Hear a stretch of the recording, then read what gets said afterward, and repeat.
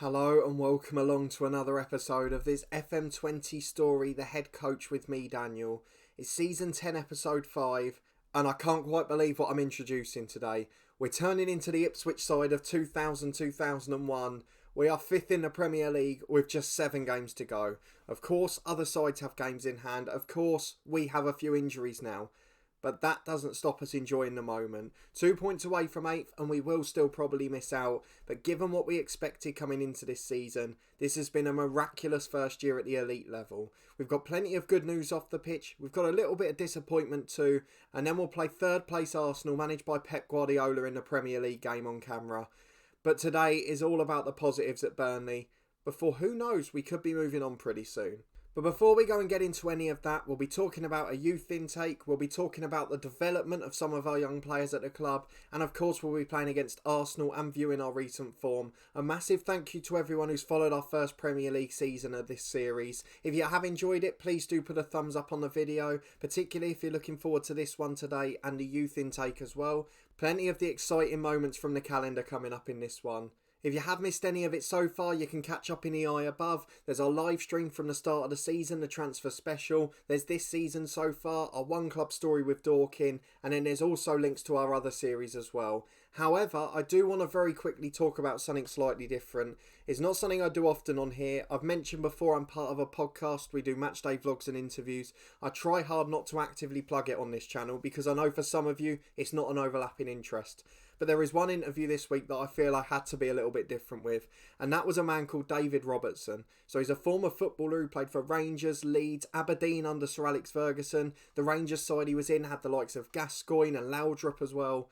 But he also now manages Real Kashmir in the Indian Super League. And the reason he came to light in that job is there was a brilliant BBC Scotland documentary, in which a second one's just been released actually, where he talks about working in a war zone, some of the really interesting non-footballing bits that come with his job, and also about how he's helped the rise of the football club and what that in turn has done for the community and to help with some of the animosity in the region. So I would highly recommend the documentaries, and I would honestly say please go and watch that interview. There's a link to it in the eye above. It's just an hour of a brilliant Scotsman talking fantastic stories. You'll learn a lot about Sir Alex, a lot about Walter Smith, some great footballing names. And if you are missing football or you're feeling a bit down today, I'm sure he'll be able to cheer you up for an hour or so. So that one's in the eye above if you want to check it out. In the meantime, subscribe to this channel for daily FM20 content. We'll be back tomorrow with our stadium review series, talking Charlton Athletic this time. We've also got some big news coming next week with Dorking and potentially this save if we move on. But we are in good shape at the moment. So let's start with our news rather than Burnley's, and that is in terms of our profile. So we have been on a coaching course to get our Continental A licence for the past year or so, as this screen continues to be the slowest to load in Football Manager, and I can confirm, if it doesn't appear on the screen, that we have passed it. We have now got a Continental A licence, and what's more, Burnley have immediately agreed for us to go on a course for the Continental Pro licence, which will put us right at the top in terms of coaching qualifications and give us the best possible chance at big jobs in the future. So there's plenty of good news in that sense. Loading on my profile screen isn't leading to any good news though, as we're still waiting for it to appear. There we go. So the big news with that A licence is it has increased our reputation from 3 to 3.5 star, and that in turn should get us in the reckoning for some jobs. As it stands at the moment, there weren't any massive ones. Hamburg's just come up, but again, and a Chelsea up in 7th is a big job. But for Hamburg, I think they were on the verge of relegation. It was going to be hard to save them. And as much as I'd like to manage in a Bundesliga, is that really a step up if we end up in the second tier again? Chelsea is one that would have to be considered. That's a massive club with massive resources, and we do have to be realistic in this save. But of course you've overwhelmingly voted to continue with a homegrown challenge in our stream save. So every Tuesday, starting in just over a week's time, we will be live streaming with Burnley and trying to take this young side through in a Youth Academy challenge. But that's the news off the pitch. We have had a youth intake. I'm afraid it wasn't the best. The candidates have been evaluated and these are the best. So we've got one striker who's 1.5 star ability but doesn't really have any potential, poor personality, can't finish. And we've got one striker with 3 star potential but only 1 star of ability, again a poor personality and not the best mentally if we're being honest. Good finisher but not much else. So it's probably our most disappointing youth intake, though those guys will stay with the club. But with the plans obviously for the stream save and relying on academy players, that isn't a good sign moving forward. So we will go and get into the Arsenal game in a moment, but let's talk about our recent form. You're with me for a heavy defeat against United on deadline day, where we obviously had a couple of late bits of news there too. And since then, it's all looking very good. We've won 5 out of 7, couple of disappointing games on the road, one unbelievable performance at home. So we won 2-0 away at Norwich, Ferran Torres back getting a couple of goals there. Another one who's had a really good season. Struggled coming in the second half of last year, but he's adapted to the country, 9 goals and 6 assists. Look very much a Premier League player now. 2-1 away at Everton, Torres again opened the scoring. One of the youngsters, Callum Bonner, scored a late goal. Brilliant finish from the edge of the box. We'll have a look at him in a moment too. We then lost 2-0 away at West Ham, early goals and we had to shut up shop. We kept it respectable and bounced back against United. Sheffield United, that is. Sunday Balogun with an early goal, and then Flauhout, the centre-half, wrapped it up just after half-time. He got one from a set-piece. Unfortunately misses out today due to injury.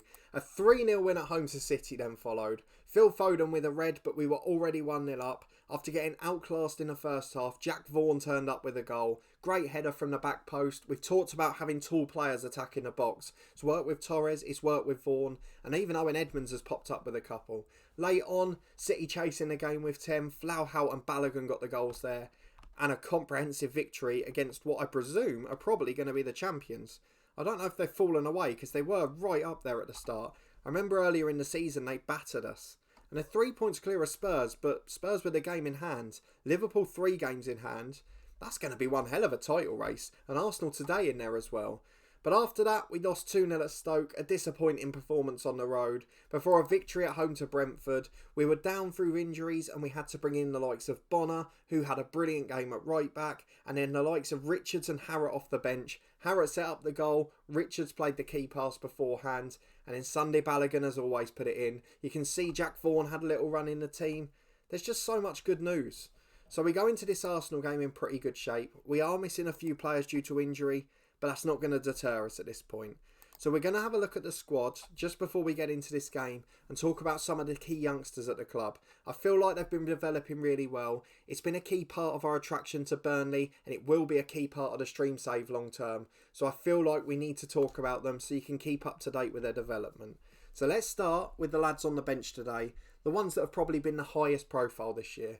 We've got Callum Bonner, the right back. He's now worth 4.5 million, 2.5 ability, 4.5 potential. He's developing really well. He's actually as good as Furlong now and is coming in for the odd game, like that Brentford one. Furlong dropped to the bench there, but he's back in for this one today.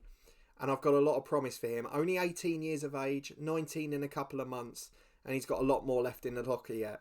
Moving on, we've got Jack Vaughn, who's now 20. Obviously came in very young from Crewe to the club. Now homegrown at Burnley. Has played a lot of games this season. 26 appearances. Most of those, of course, off the bench. Got his goal, as we mentioned, against City. Popped up with an assist earlier in the year too. And has been very strong in the Cups as well. 3-star ability, 4-star potential. And developing really quickly as well. Physically, he's an absolute monster, which is helping his development no end. He's fairly professional and technically he's okay. So I think he's going to be a good Premier League player. Next is Leone Maori. He's a 19-year-old striker. He's doing brilliantly. I mean, he's developing his personality, which is going to be a big thing for the next couple of years. Physically, he's improving. Again, really tall and physically imposing. Strong, good player, and a good finisher too. There's a few little bits to work on with him, but otherwise, 4 Premier League goals off the bench largely. It's been a good season for him so far. And then also on the bench today, we've brought Richards and Harrott on. They both did really well recently. We had a brief look at Harrott last time out, and he continues to impress. Now 3 sub appearances and that assist last time out. 2-star ability, 5-star potential. And with that personality at just 18 years of age, he's going to go a long way. So one that we'll be relying on in future. Then the January signing, Phil Richards, already showing signs of improvement. 2.5 ability now for him, 5-star potential. And at 18 again, what a star he's going to be. He will become homegrown at the club, so count towards our quota. I mean, everything's perfect in that sense. So the centre midfield moving forward long term, with the likes of Harrott and Richards in it, possibly Jack Vaughn as well, is going to be very strong.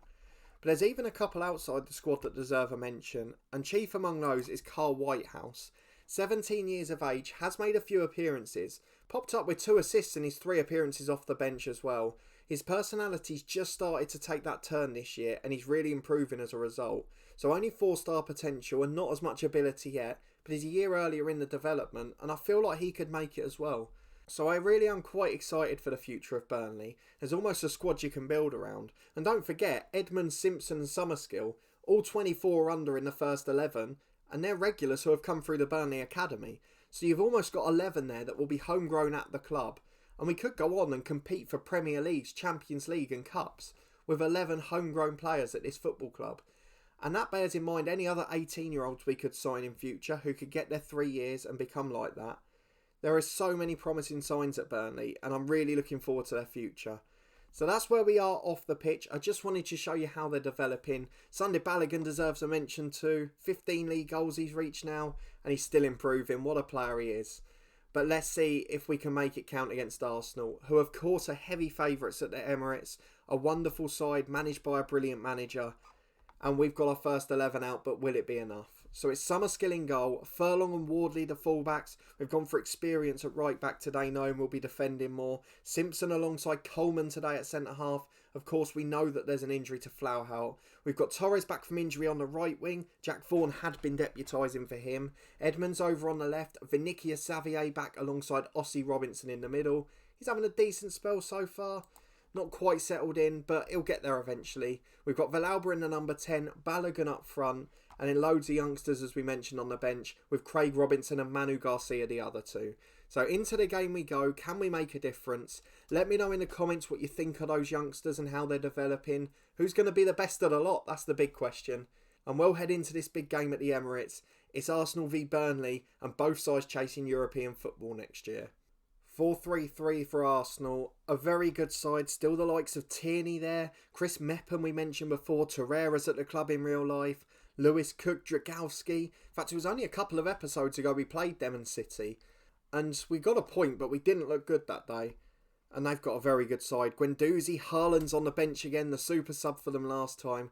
Let's hope we get another penalty in our favour today. And in we go to the first half. We'll deal with the tunnel interview and then see if we can get a result against the Gunners. Free kick for Arsenal from the right. Torreira puts it in. Header from Mepham. Oh, it's off the line.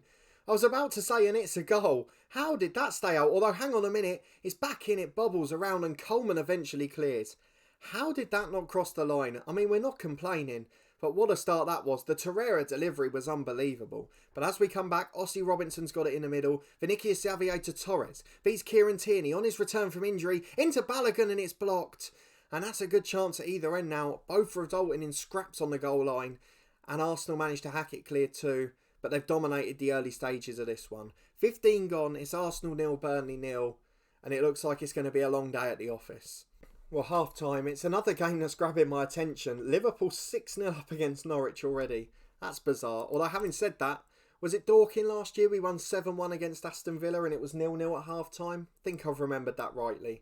We're going to ask the lads to keep it up. They've been outplayed, but they've defended solidly. And we've only seen that one Arsenal chance. So it does suggest that we're doing quite well here.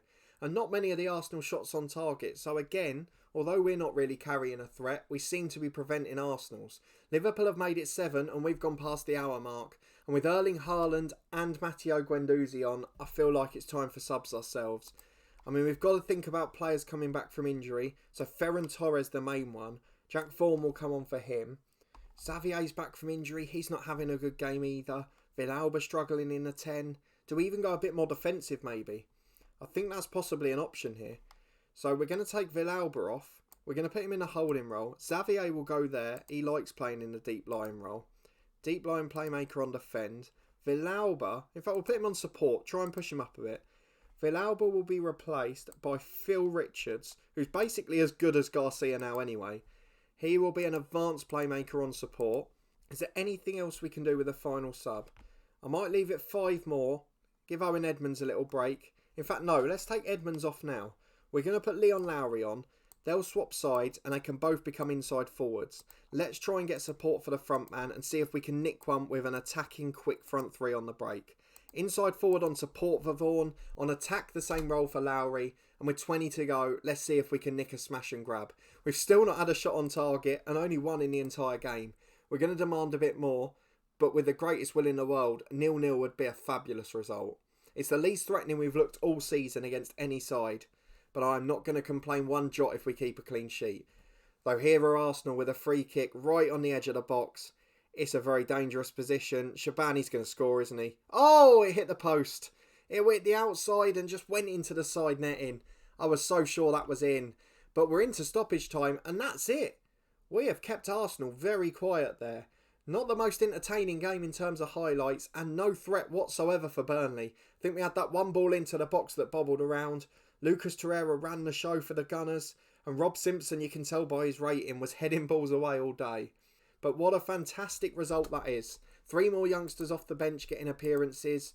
Another 0-0 draw against a top Premier League side. These are sides competing for European trophies. These are sides winning cups every year. And we're just going away and consistently getting results. It's an absolutely fantastic achievement. 2 draws against Arsenal this season. Both on camera, both dogged displays defensively. Let's see where it leaves us in the table. Arsenal rue their missed chances as you might expect. I'll apologise for the boring game. I didn't expect it to be so few and far between in terms of highlights. We'll deal with a press conference off camera. What we will do is Chelsea are playing Tottenham. That could affect our position. And then tomorrow it's Bournemouth v Sheffield United. That shouldn't really affect it at all.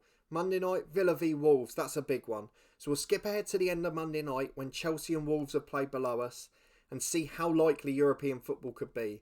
The Europa Conference, that's a competition that I've never played in before. I'd love to have a go at it. And it's certainly helped develop this young squad at Burnley if they can get European football at a higher level. So let's skip ahead to Monday now and see where we are after the full round of fixtures. I've had to come back a little earlier than expected. And this is the strangest thing that's happened to me in this save so far. So Trevor O'Callaghan's coming to me. He's concerned with his playing time, wants to be a star. No problem. So a day or two ago, his star rating was 2.5. He was the 3rd choice striker and rated as such. His attributes haven't changed. And he's now 4.5 star ability, 4.5 potential. And in the coach reports, is rated better than Sunday Balogun. But his attributes haven't changed. And I don't know about you, if we go back to that report screen, he certainly isn't better than Sunday Balogun. So how on earth has that happened, and where on earth has it come from? Is it just because someone's shown interest in him maybe? I mean, we're going to get big money if he does go. And he didn't really come through this youth academy. He's only been here a year or two. But that is one of the strangest things I've ever seen. Have you had anything like that in your save? Let me know. I don't really know how to deal with this. It sort of caught me off guard. I'm going to discuss it with him. Let's have a look. I want to say whoever's there has been in the form of their life. Well, that's arrogant. I don't really like this. Let's have a look at what else we can say. Show a bit of patience. He's unhappy. So that's a bizarre turn of events. How on earth has that happened with a star rating? He's a good striker, but he's clearly not better. And I don't know how his rating's just suddenly gone up by 2 stars in a day. Please do let me know down in the comments if you've ever seen that before. I can see he's very quickly improving, but that shouldn't be happening that quickly. Either way, let's get back to what we were planning to do. We'll be back in a moment after Wolves have played. Well, after that brilliant result against Arsenal, the next 2 days have just gone a bit downhill for us. I'm a little bit annoyed by that O'Callaghan thing. And now Wolves have got a great result away at Aston Villa. Puts their rivals back in the relegation push. But with Chirone's brace has meant that Wolves are now level on points with us. And the more I think about it, the Europa Conference could be the greatest thing to happen to Burnley with these youngsters. They'd be able to play, they'd reach the latter stages because they're going to be playing against teams from Bulgaria and Iceland. With the greatest respect intended, they should win those games. They're a top championship side probably are at Young 11. But that dream could be in tatters at the moment because Chelsea 2 points behind with a game in hand, Wolves level on points. And really, it's Wolves who we need to slip up. Now bear in mind, 8th might be enough. If we go and have a look at the FA Cup, and then we go and have a look at the League Cup as well. So the FA Cup, oh dear, it's not going to be enough. Because one of the sides, unless Wolves win the FA Cup, is that what we have to hope for now? Are Everton up there as well? No. So we need Wolves to win the FA Cup. In terms of the League Cup, that was won by Liverpool, so no concerns there. That's a bizarre last 4 in the FA Cup, as long as Watford don't win it. Sorry, Watford fans, but I can't be seeing that today. But there we go. Not the best weekend for us despite a great result at Arsenal. Some bizarre circumstances off the pitch, a disappointing youth intake. In fact, a lot of the off the pitch has been disappointing in this episode. But despite that, if you did enjoy it, please put a thumbs up on the video. Let me know in the comments if you've ever seen anything like that Trevor O'Callaghan situation. The star rating changing by 1.5 at the top level just like that. And he clearly hadn't deserved it. He's not rated better than Balogun. His attributes didn't even change. I get it can happen a lot in the National League North and South where we start our career, because you've got coaches who can't judge ability. You've got players who can change in the blink of an eye. But here, it just seems a bit strange that that's happened at Premier League level. But either way, there's not a great deal we can complain about. It's our first Premier League season, don't forget, and we're talking about how devastated we'd be to miss out on Europe. I think that's showing how well we've done. Of course, we could have big job offers around the corner, particularly with our new qualifications, but this Burnley save will continue as a live stream in a separate entity, a Youth Academy challenge for the first time on the channel. It's something I've tried once or twice before, but I feel like we've got a real crop who could do it in this one. So I'm looking forward to that. If you are too, please subscribe down below and turn those notifications on. You'll get alerts as daily episodes release on the channel, and obviously once the live streams start every Tuesday morning, you'll be able to keep up to date with those as well. Please do check out all the other content on the channel. The Stadium Review series back tomorrow at this time. And then yesterday we had our Dorking Wanderers end of season review, and the big transfer special will be on Monday at 4:30. So please do come and check all of that out. Thank you so much for your continued support. It really is greatly appreciated. And I hope to see you next time for the final game of the season as we see if we can make it into Europe.